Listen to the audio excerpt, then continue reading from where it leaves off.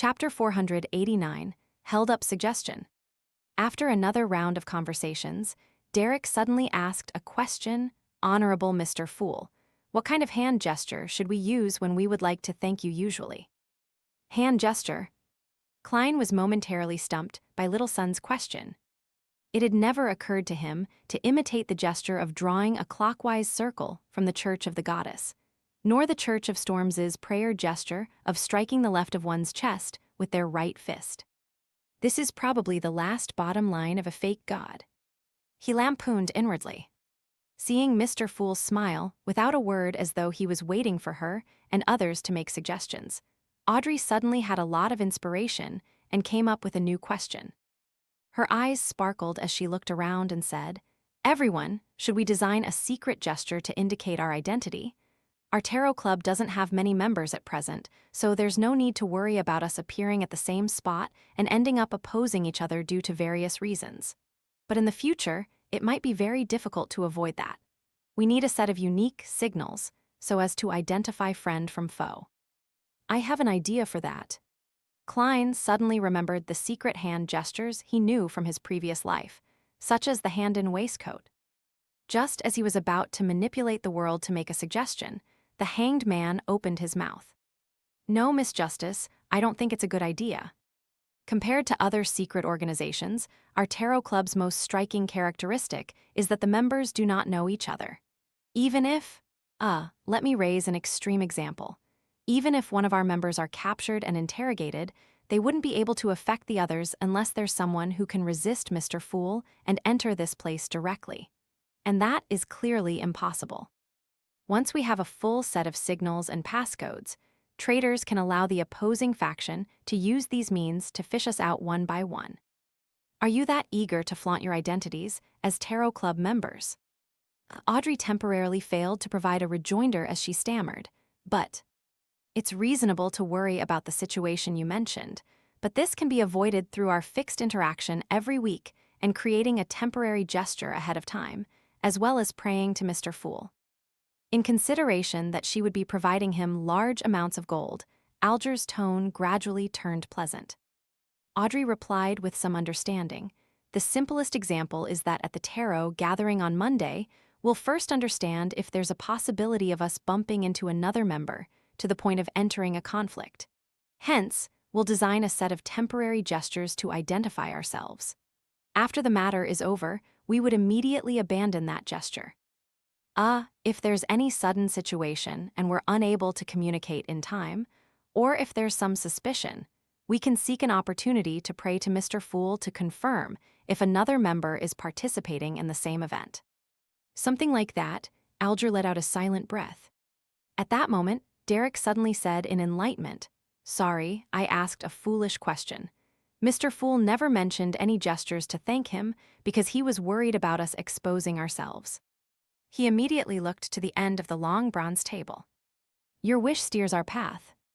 I just thought of a special hand gesture." Klein chuckled and replied, "That's right." He cast his gaze towards the other members and said in a composed manner, "Let us end today's gathering here." "By your will," all the members apart from the moon stood up at the same time. Emlyn froze for a second before standing up in a flurry, mimicking the bows of the other members. A deep red light immediately appeared in front of his eyes, and he felt his body plummet slightly. Soon after, his vision returned to normal, and he saw dolls of various sizes in his room. Phew!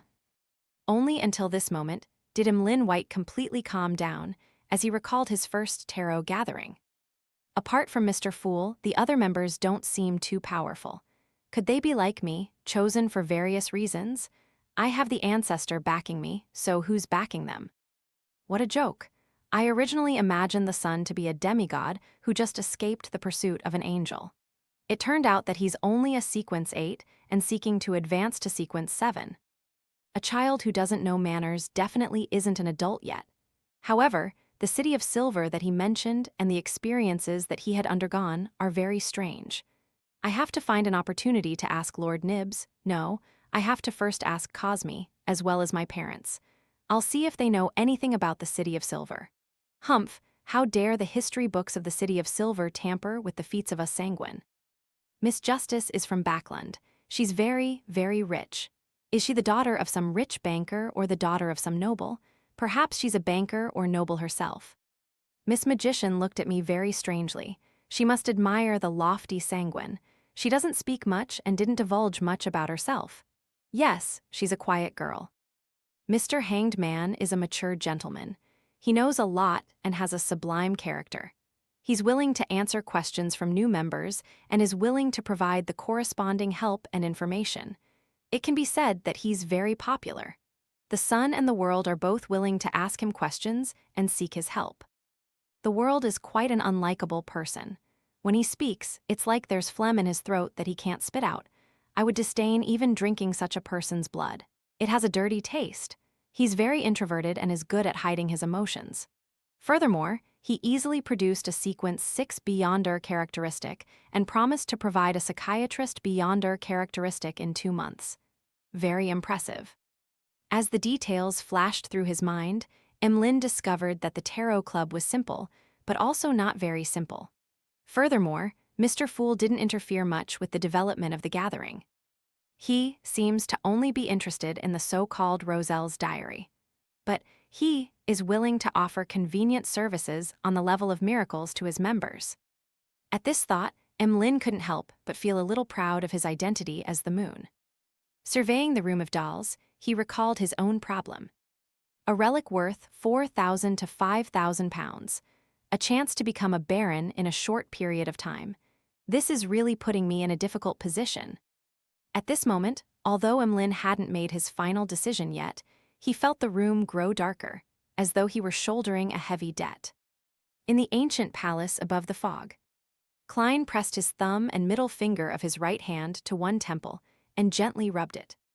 He quickly sat up in the silent environment, allowing a small badge to fly out from the junk pile and land on the long bronze table in front of him.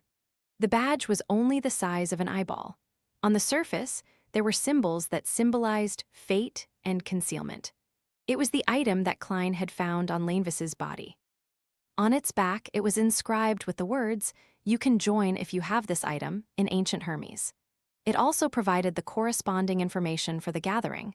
4 January 1350, 8 p.m. in Bobber Valley. The question Klein needed to consider now was whether he should take the badge to the Bobber Valley tomorrow night to try his luck. Frankly speaking, he was inclined to not delving deeper. Even though he had already advanced to Faceless and was able to put on a perfect disguise, he didn't want to take the risk because he didn't know anything about the gathering. A magician never performs unprepared. He muttered softly, took out a gold coin, and held it between his fingers. He picked up the badge with his other hand and muttered to himself, "It's risky to attend the gathering in Bobber Valley." After repeating this a few times, he finally flicked the gold coin. The gold coin tumbled down and stood upright in the palm of his hand. This meant that the divination had failed. As expected, Klein wasn't surprised. This isn't a problem of insufficient information, but rather the complete absence of it. He sat there in silence, letting the gold coin weave between his fingers. In the end, Klein overcame his curiosity and adventurous spirit and decided not to go. But that doesn't mean that I can't get involved. Tomorrow at 8 p.m. He smiled faintly and returned to the real world. 4th January, 10:35 a.m. Klein stood in front of a mahogany table and picked up a stack of bills. There were 5 10-pound notes and 10 5-pound for a total of 100 pounds. This was the payment which the Hanged Man had just paid via a sacrifice.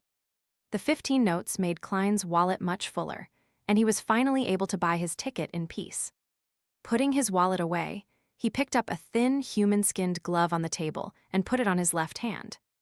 One of the main features of Creeping Hunger was that it had a camouflage effect when it wasn't in use and couldn't be detected by most Beyonder means. Therefore, Klein was able to switch between its original appearance, gloves of various colors, and camouflaging it as skin. This time, he chose black gloves. To that end, Klein had specially prepared an individual black glove for his right hand. Soon after, he placed the brown biological poison bottle into a metal box, sealed it with a wall of spirituality, and stuffed it into the inside pocket of his clothes. As for the sun brooch, as long as he wore it and carried it with him, it would create a hot summer feeling. Klein had no choice but to put it in his iron cigar case and hide it at the bottom of his suitcase. 9 purifying bullets, 15 demon-hunting bullets, 3 exorcism bullets. Klein took out his revolver and a cartridge box, silently counting as he loaded them. Pa. He closed the cylinder, inserted the revolver into his underarm holster, put on his black tweed coat and half-top hat, picked up his cane and suitcase, and walked out of the hotel room. Apart from the all-black eye and the other items that he couldn't use still being above the gray fog, he was fully armed. Taking a carriage, Klein arrived at the Pritz Harbor Ticket Company located in White Rose Borough. This company was located in a rather old 3-story building. There was a wooden notice board on the door. Klein walked over and stopped there. He casually glanced at the board which said, "Things to take note. 1. Maintain order. Lines are strictly enforced. 2. Do not urinate or defecate, as well as spitting. 3. Find the guard in the lobby if there is a dispute. 4. Do not open canned wolffish in any of the rooms." "Canned wolffish, what's that?" Klein raised his eyebrows.